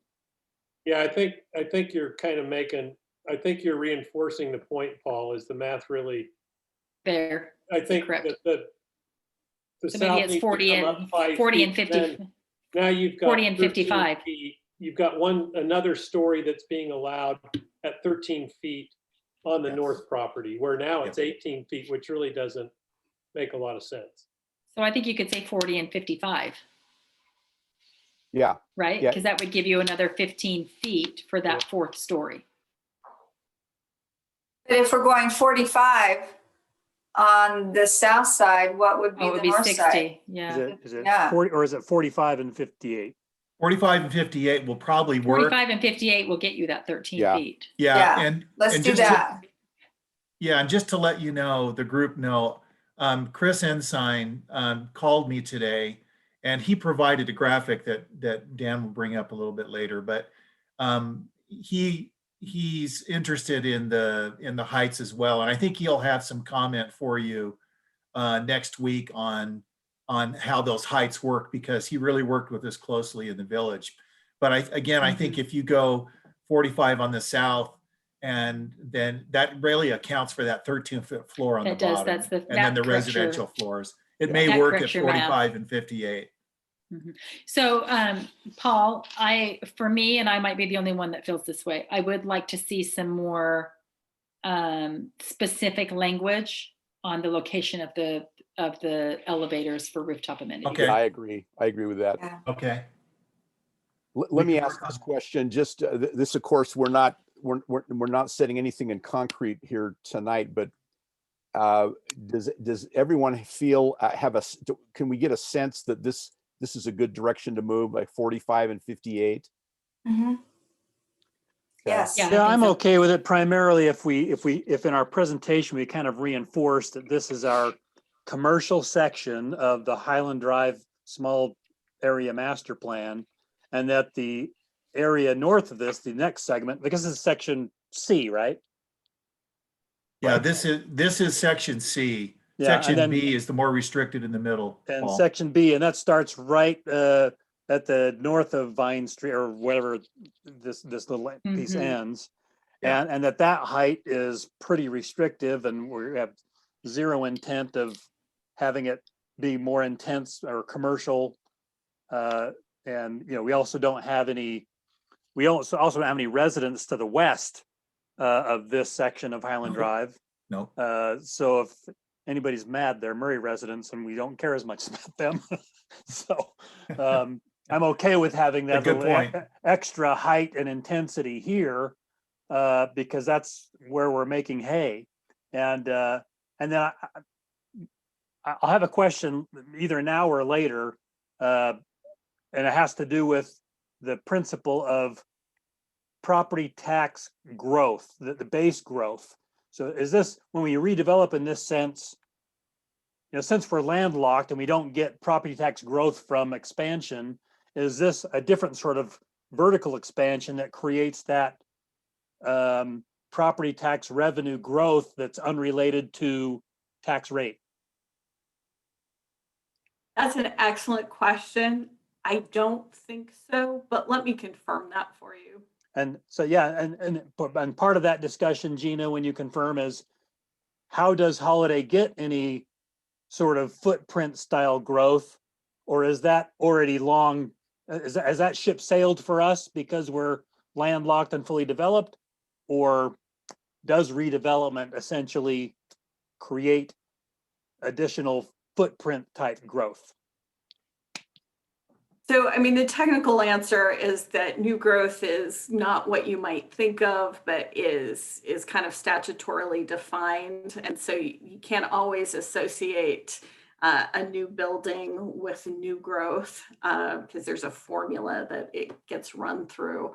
But the verticality is a really interesting question that I just don't know the answer to. Yeah, because it essentially creates additional living space, if you will.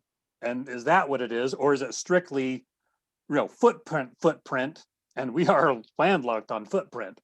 Yeah, that's a great question. And I will find out the answer by next week. Thanks. Okay. Well, let me move on to setbacks, which are really also covered in this screen that I've saved. And the big change was under building height, where it used to say for buildings proposed beyond 200 feet of an abutting residentially zoned property. And after some discussion yesterday and today with staff, we realized that the properties east of the canal, they end where they end on the east side of the canal. Then we have a canal right of way, which I'm not sure what it is. Paul and we were talking about that might be 60 feet wide. Yeah. And then we're going to have some kind of a setback to where they can start building. And so it didn't make sense to measure at 200 feet from the property, from the residential property. And so what I've done is I've changed the language so it says the building height standards would apply maximum beyond 200 feet of the commercially zoned property line, i.e. the exterior boundary line of the new commercial zone. And so in that space, and actually yesterday, I don't have it here with me, but Paul had a graphic that showed like a red zone where the maximum building height is going to be 32 feet high, which incidentally is a few feet lower than currently permitted under the C2 zone, which I think is 35, Paul. That's correct. So it's 35. So we'd be actually having a slightly lower building right up next to the residences across the canal. But then that could be graduated under this ordinance up to the maximum building height, but still that would be better really than the situation we have now. So that's the one change. The other one is setback from canals and laterals, which I have up here. Minimum allowed would be 30 feet from the top of the bank or the westernmost established canal structure wall, whichever distance is greater, is what I would suggest. And that, in other words, that way we would not want to have the buildings too close to the canal. And that would also open the opportunity to have some kind of a green space, walking path, bike path along the west side of the canal, which I'll talk about in just a second. The other anomaly that I was mulling over today, and I actually had a conversation with Rob Hobbs about today, was we have some residential areas that are adjacent to this proposed zone, which are not on the other side of the canal. We have a few homes that are sort of on the north end of the property that are right there. And I was thinking where it talks about side rear setbacks up here, I thought it was probably the old language said that you would employ the same offset distance to the property line already governing the abutting residential zone, and that might be 8 feet. And I didn't think that was enough. So I'm going to suggest we say it be 30 feet, for example, from the residential zone. Anyway, I don't know how y'all feel about those possible changes, or Paul, if you had any comment on those or suggestions. Yeah, Rob and I had a pretty interesting discussion today about that. For the most part, this whole area, both south and north of 6200, is bounded by the canal. But Dan brings up a good point. There are a couple of properties back in there on 6060 South that are zoned R2, and going back to the east. So there are probably 5 or 6 residential properties that we counted in all that technically would touch this property. You do have some storage units in there, which I understand from the owners of that, they'll never take that down, but you never say never. But if they did, then you would want to have some kind of a buffer back there. And all reality is, I think it's likely that residential will occur closer to those properties that are not in the HCR zone. So residential to residential, but even if they're office, they're going to be pretty quiet back there. So Dan, I think that's reasonable. I think Rob and I went over that today, and we didn't really have much of a concern about that because we did identify by the aerial that there were about 5 or 6 properties total. Okay. So. Okay. Let me try and share another screen here. Hang on one second. Hey, Dan, can I bring up just one thing before we get off that? Because yeah, you bet. You know, I think perhaps that page was maybe the most important piece of what we're considering. And my question for the council is, and for you, and I'm thinking about this because I'm trying to do the math again, and is it the building height that really is the most concern for us, or are we also concerned about the amount of stories? I think it's the height. So you don't care. So in the north, on the north property, for instance, you really don't care if they figure out a way to get 5 stories out of that 58 feet. Yeah, I don't think so. I think it's Okay. the universal objection from residents has been the height. For example, I got a letter today from a resident who lives kind of up across the canal with sort of a nice oasis in her backyard, and she was concerned that a 65-foot high building is going to violate her privacy back there. So that's a legitimate concern with someone who's had a home there for 50 years. So can I just chime in? I know, Mayor, I know where you're going, and this is what we discussed in the village zone. And I think, the one thing you have to consider is, yes, there's height, but then when you have the building, so in the village zone, Paul, correct me, it's stories or, right? It was stories. And then we changed Sabrina, it. you're right. Yeah, remember Yeah. about the time you came on, we said it's 1 or 2 stories. And we said we're only going to allow 1 or 2. What difference does it make how many stories there are? It's how big the building is. Well, I think the only time that the stories make a difference is just when you start talking about the density, when you start talking about parking, That's when you right. start talking about uses. So yes, theoretically you could get, I'm just playing devil's advocate, might be concerned about getting 5 stories in there because of the extra impact those vehicles. Now, on the flip side, you have extra people that are going to, another story of people that are going to be shopping, using the businesses, using the office, using the retail. But, you do have a higher impact when you do have another story, not height wise, but impact on the community, on the city, as far as, so just think about it. Can this area, depending on if they could go 5 stories, how much more 1,000 square feet would that be? What would that look like? How many more cars would that put on this corner? How many more, people? So it is something to think about. Shopping. It is. There's the flip where it is bringing more people into it, but that more people also puts more of a demand on city resources. Yep. What if I could chime in one other thing, and I'm actually surprised I thought of this. This is more of a thing Sabrina would bring up, and that is, given the size of this area, it's not that large. I was actually kind of surprised that we wanted to have different heights in this area because it does create an aesthetic quality if that whole area is restricted to the same height as opposed to different heights.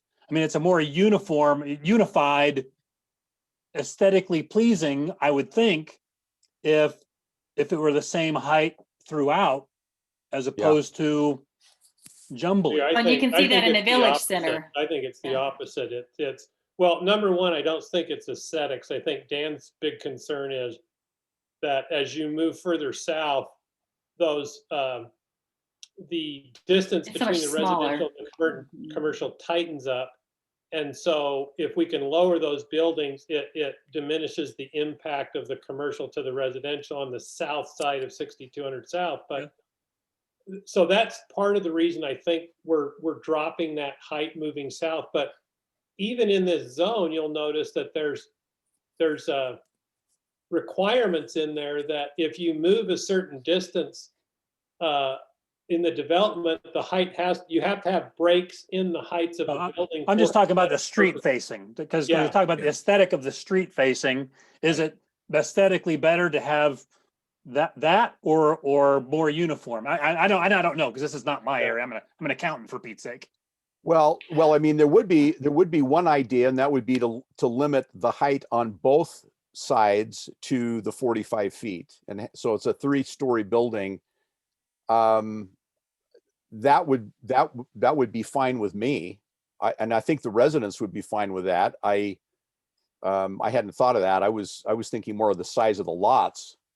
I think where you can break up what Paul's trying to say, I think where you can break part of that up is like what we've done in the village zone where, but of course we had one developer there where they were developing the whole building. So we had the advantage and if the village zone has very strict architectural parameters. But Right. You can see when you go through the village zone, it has the look of different heights because of the type of trim they've put on the top, or whether they've put rounded, or whether it's square, or so I think that But you don't have part of vast it is- differences, like a whole story differences, yeah, really, do you? yeah, no. Well- Well, I mean, Or they do we? do I because can't- we yeah. have a part of the village zone that's undeveloped still. So And over on the Sabrina, one corner. Sabrina and Paul, one thing you need to remember is that, we have the greater height allowance in the village in the core. On the core. On those and then it corners in the tapers down core, and then it tapers down. And so. as you get to the residential. That's correct. That's correct. And this So- is sort of doing the same thing. This Mhm. gives the taller buildings on the corners and then tapers down, but recognizing that on the north side you have more square ground to work Well, with. and it's So it's perhaps doing in that same terms thing. It's of- just not a big it's just not a Yeah. big square. It's on one side of the street spread out because we don't have True. control of all four sides. Yeah. So perhaps it's the design standard in terms of the materials and frontage as Yeah, I opposed to think- heights. Makes it Yeah, I more think of a that's where village you can. feel, but Mhm. you have that diversity of, okay, like I said, this is So I not think my it- area, but No, Yeah. but I think it's important to put some of those architectural elements in there. And in the village zone, it's called out in the zone, in the actual, the actual. Well, And that's it's in here too. Yeah. In My here only too. question, I just wanted to make sure everybody was okay, and I think Sabrina got it right, that Yeah. I have no problem with the height on the north side. It's consistent with the building kitty corner, and I have no problem dropping a story on the south side because of the compression to the residential. I think it's appropriate. But when I'm doing the math, you could very well get 5 stories in that 58 feet if it's residential above retail. I don't particularly care because to me, the height limitation is a visual, we're doing that as kind of a visual, the visual barrier or obstruction it provides to the residents. Is that appropriate? I don't particularly care how much density they get inside the box they can put there. In fact, I think it's positive because it creates more synergy for the retail. So I'm more of an advocate of I don't really care if they can get 5 stories and they can make it work and they don't exceed what the height. And if we don't like that, then maybe we should consider lowering it. But I just wanted to make Well- sure we're talking about 4 stories, but we very well could get in 58 feet 5. Maybe. Could happen. Yeah, and I think one of the discussions we had yesterday, Paul mentioned that the traffic study that was done indicated that even with 65 feet, the residential traffic there is not going to make much, if any, difference at all. And so I think it's the height issue that's primarily a concern with the residents. So if we draw the line at 58, I think that's a plus. And does that include a requirement in that building for the 13-foot retail bottom floor, or is that just a village thing?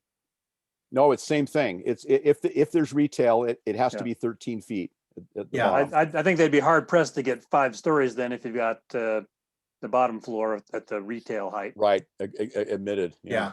Paul, I think you're right. Just remember, there's a portion of this zone, there's a map in there that shows that those buildings that front right onto Highland or 62, they have to have that kind of ground floor commercial, Retail.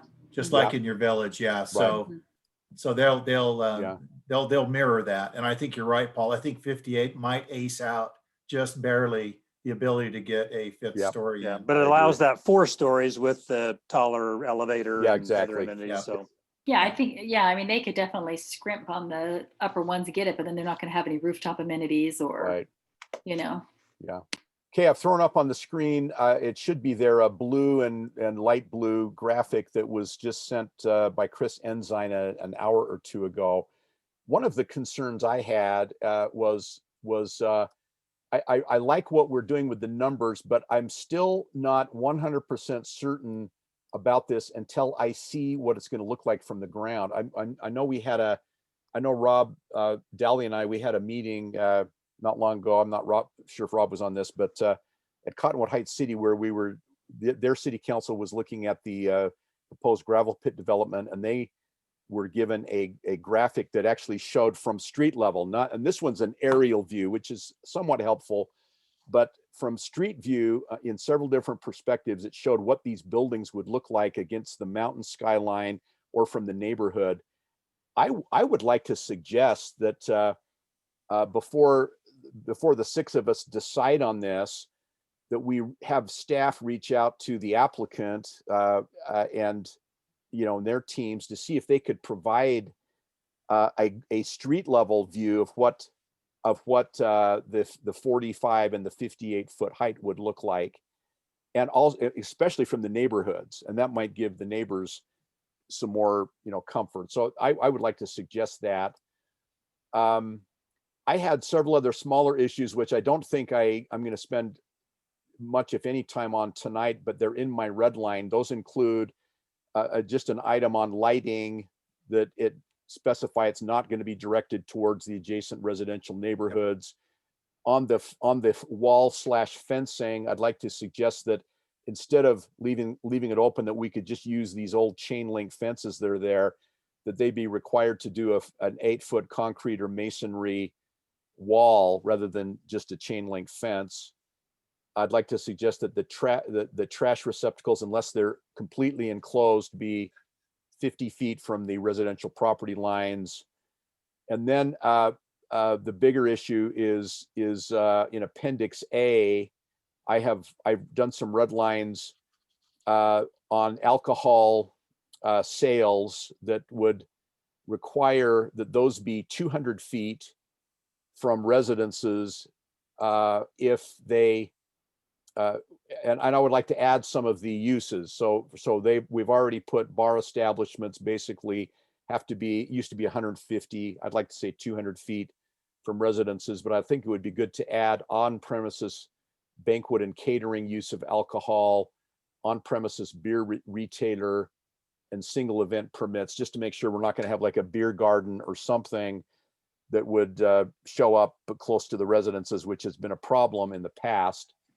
But also keeping in mind that restaurant liquor licenses are going to be ultimately a benefit to the city, and that they ought to be permitted, but just not backed by the residences. So I'm not sure I'm going to throw those up on the screen. And really, I think maybe I've already gone beyond the purpose for this meeting, was to maybe get some consensus on setback and height. But I really would like to see a street level rendering, Paul. I don't know if Chris can generate something like that for us here in the next month or so before this comes to a vote. I'll reach out to him. He was very gracious to put this together. He made some tweaks today on this. I'll reach out to them and see if it's possible that they could do that. Something like that where their building would go and kind of those main ones from maybe looking west from the canal area and then looking maybe south or northbound on Highland Drive to see how those taller buildings will look. Let me see if he can do that. That would help me a lot. I'm a visual kind of guy, and that would really help me. Okay. I am too. My only concern would just be, I don't want to give the impression of it that we're creating a zone based on one applicant. So, but I am a visual as well, Dan, it does help me. But I just think we need to be very careful that there's no perception given that we are kind of tweaking something based on Yeah, agreed. one Dan, if they're- particular. Dan, this is Rob, if they're going to do that, you know what would be, we're going to go through that rigmarole, is what would help me is, I'm not sure I really fully understand the setback issues as it relates to the high part of the bank and the 200 feet and the tiered, gosh, what do you call it, Paul? Graduated The height. graduated height. And it would be really helpful for me if they could do it maybe on those corners on north and south to show what do you mean by that when we have, how far does the building actually have to be from the canal, and then it's got to be 32 feet, right? And then it can go to 58 feet. But I'm not sure I can visualize what that really means. I'm having a little struggle with the 30-foot and the 200-foot setback and the canal and the 30-foot setback from top of bank. I don't really know where anything starts in my mind anyway, but maybe it's just me. I agree. I had the same concern with, we have the minimum, the 30-foot setback from the canal regardless of the height. Is that what you were saying, Dan? 30 feet? Yeah, 30 feet regardless. Okay. And then it's 32 feet graduated up in a 200-foot zone. So, right. Okay. So then what's going in that area? Is that parking back there? It's not dead space, right? No, likelihood is you'll see buildings going back toward the canal because it's an amenity. Okay, but we talk about setback. What's in the setback as I'm talking about? In the 30 feet of setback, what's in that setback? Well, my suggestion would be that it'd be a green space with a path, with a canal path. Okay. And so then if you go to 50 feet for garbage, then you're talking about 50 feet until you can really build stuff, right? Or you talk about, you got carve outs. Well, you can garbage, build stuff. You can build 50 stuff. feet. You can build stuff. You just can't have your dumpsters back there lined up along the canal. That's really what it's saying. Okay, so you're saying the dumpsters have to be on the other side of those buildings, essentially, or in between, on the front side, or in between, or enclosed. Okay, just want to make sure we're not all of a sudden we can't have buildings anywhere because we have so much setback for everything, and then another 20 feet of setback before you can do garbage. Then we've created so many holes that we can't get a feasible development. So I just worry about that. And if you're also going to have the brick fence instead of the chain link fence, doesn't that mitigate some of the garbage collection issues? I mean, if it's chain link, I can understand it, but if you go full brick, then maybe you don't need to go all that extra distance. Yeah, maybe not. Garbage collection. So good point. Yeah. So Paul, what I'll read in the, I mean, it kind of helps me to visualize because I'm so familiar with the village zone. Because this is what I, spent so much time on. So like in the village zone, I mean, I would imagine some of that language you could take right from that ordinance, because we're going to have setbacks for garbage.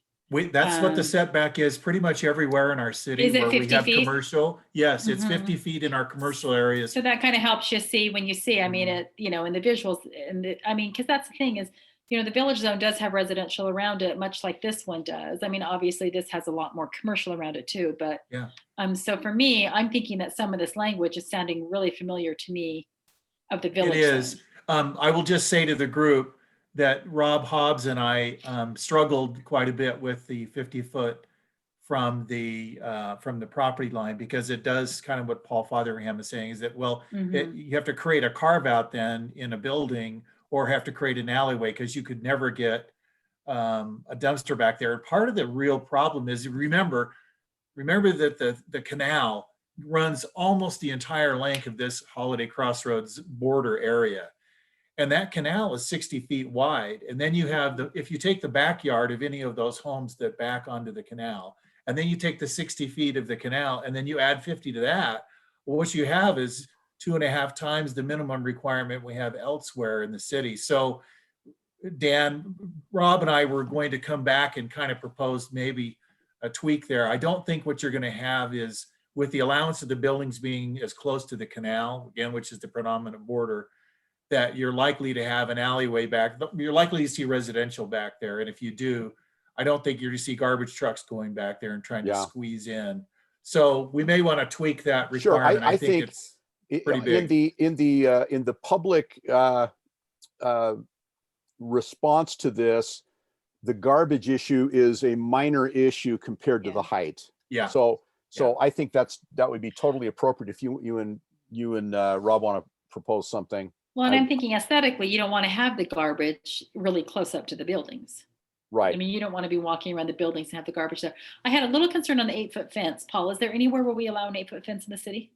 8 feet is the maximum we allow anywhere in residential areas. I thought it was 6 feet. It's if owners, okay, let me break this down.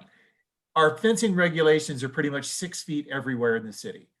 But if 2 property owners or 3 property owners whose property lines all abut together agree to go 8 feet, they can do that as long as they submit that in writing. Now, in terms of commercial buildings, commercial uses to residential uses, it's a 6 foot.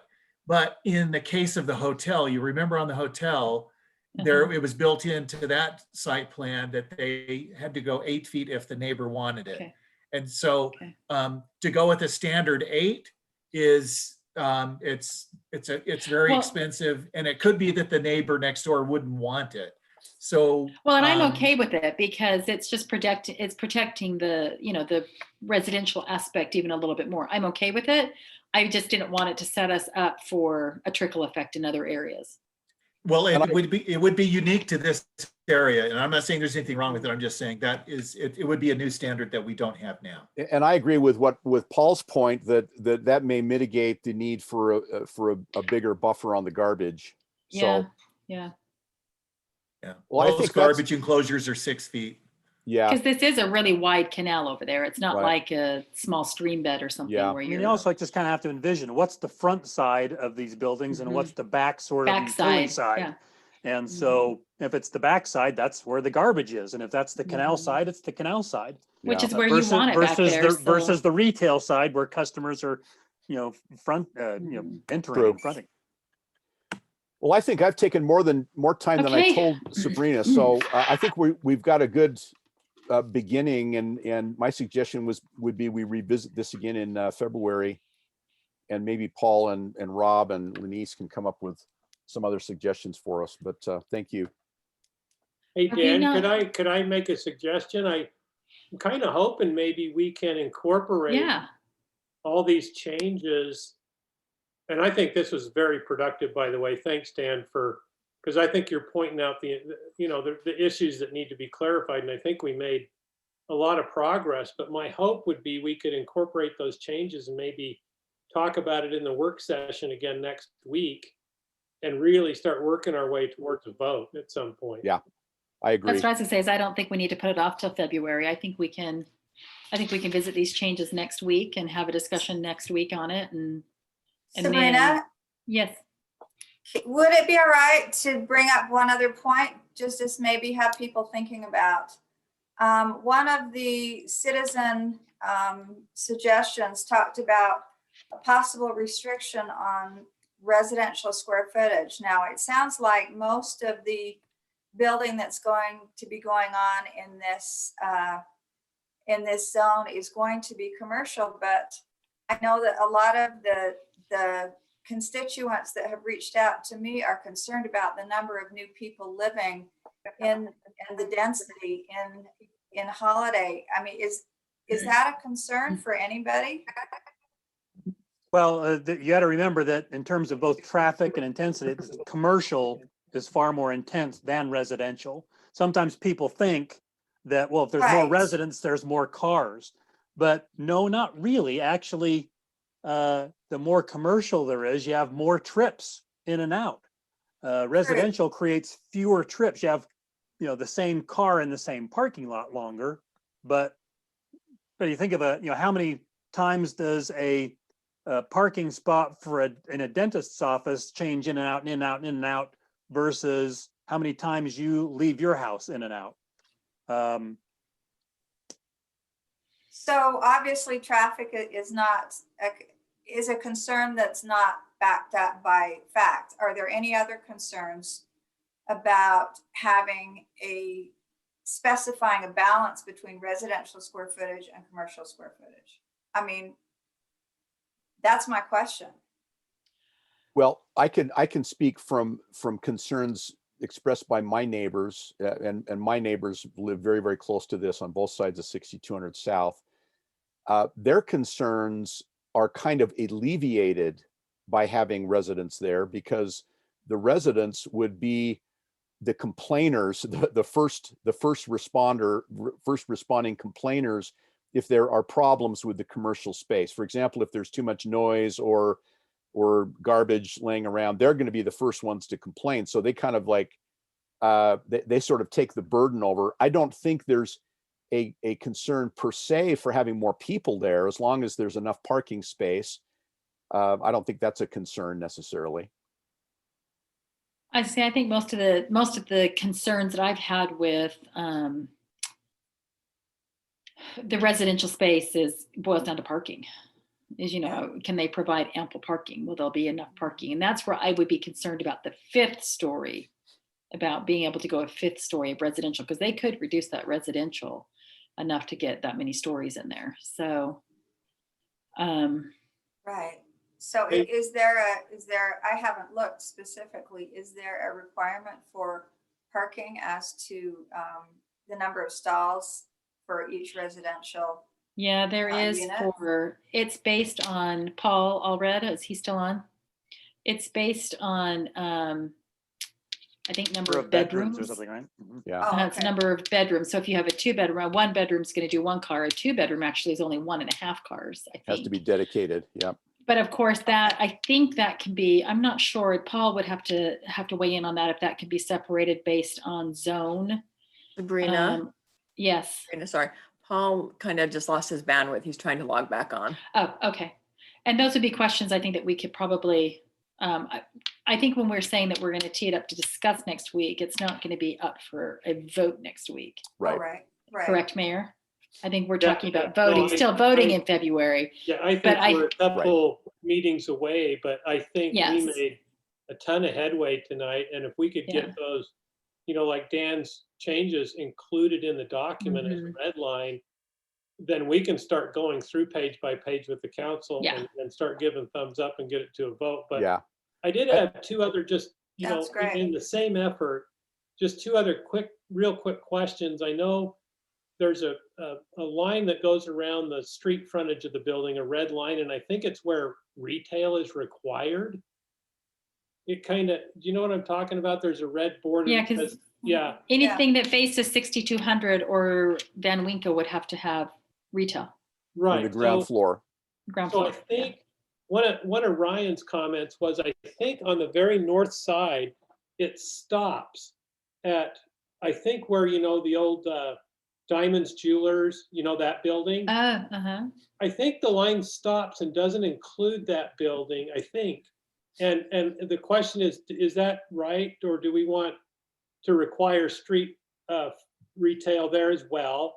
So it's just a question. I think the reason for that, Mayor, was that the residences start right across the street. There's a little residential street right by that old jeweler place, Right. and there are homes across there. And I think the idea was, well, it would be good to allow it to be just residential on the ground floor. Okay. But Paul may And I'm correct wondering me on if, that. yeah, and I'm wondering if it would do, you know, it's kind of a congested little corner wrapping around that. I don't know Okay, if so maybe that had so something there to is do a with good it. reason for that then. And then I don't know. We'd have to find out. And then I know we also had the discussion about the zone stopping at the canal, and there's a couple of just small properties, and I want to make sure that we're wanting to keep those out of the HCR zone. There's, you know, the old red brick house there, and then there's an office thing, and I think they're C2, And I think maybe Paul's position was that putting these in the HCR zone may actually be detrimental to those properties as opposed to being in a C2 zone because of their tight proximity to the canal. So I just want to make sure we want to keep those, and maybe that we can talk about that next week and just make sure that we're okay with where the boundary is and okay with where the retail stops. And I'll Yeah, just leave it at that. I think tonight's discussion was great. I think with those changes made, then I think we start going through it next week, page by page. Paul did just text me and say that his internet just crashed. So I did tell him, Drew, that you had some questions regarding parking residential. I would probably reach out and get some of those answered or he can answer those questions next week. I'll do that. Thank you. Okay. Anybody else have any last minute comments or questions? Thank you, Dan. That was a great discussion. Thanks for your preparation on it. I think it made tonight's discussion, at least for me, it made it easier and probably moved us along a little quicker than going page by page tonight. All right. I guess that's it. So seeing if there's no more questions or discussion on the proposed holiday crossroads zone, I will entertain a motion to adjourn. I move to adjourn. Second. We have a motion and a second. All in favor? Aye. Aye. Any opposed? Thank you, guys. Great to see you Thank you. again. Thanks, Sabrina. Happy New Thank Year you. to Be everyone. safe. Thanks, Sabrina. Good You're job. welcome. Good We'll job. see each other next week. Take care, everybody. Bye.